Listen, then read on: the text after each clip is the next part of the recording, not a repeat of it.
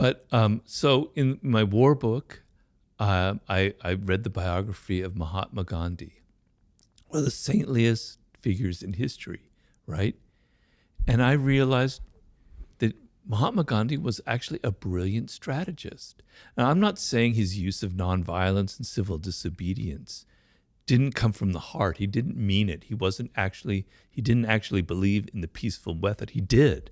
He was very sincere, but he was very strategic about it.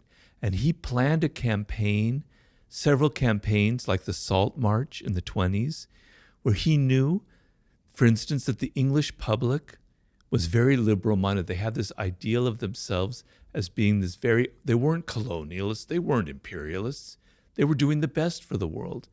And he deliberately had these marches where he knew that they would be reading in their newspaper and seeing photographs of Indian people being beaten up by Englishmen and their Indian officers on the streets of wherever.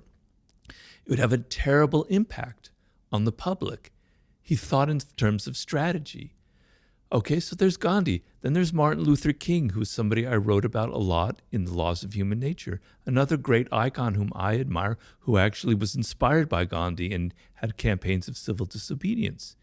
And there was a campaign, I believe it was in Montgomery or Selma, I can't remember which one, where he was getting fed up. They weren't getting very far in the civil rights movement. They were reaching a stalemate, and he was getting very frustrated.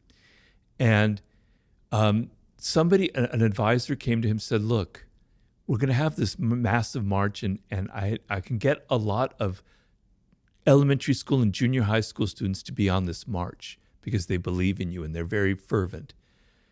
And I think it would be great. And his advisors go, God, you can't do that. You can't put 13-year-olds at risk. And Martin Luther King thought about it very deeply. He said, no, we're going to go ahead and do it. Because, damn it, I want the American public sitting in there all fat and watching their televisions to see these brutal, Bull Connor, the police chief then. I want to see these children being water hosed and beaten, and it's going to have an incredible impact. He was being strategic, and his advisors were shocked by it, but it ended up proving to be one of the most pivotal, important moments in the civil rights movement. So here you have Gandhi and Martin Luther King.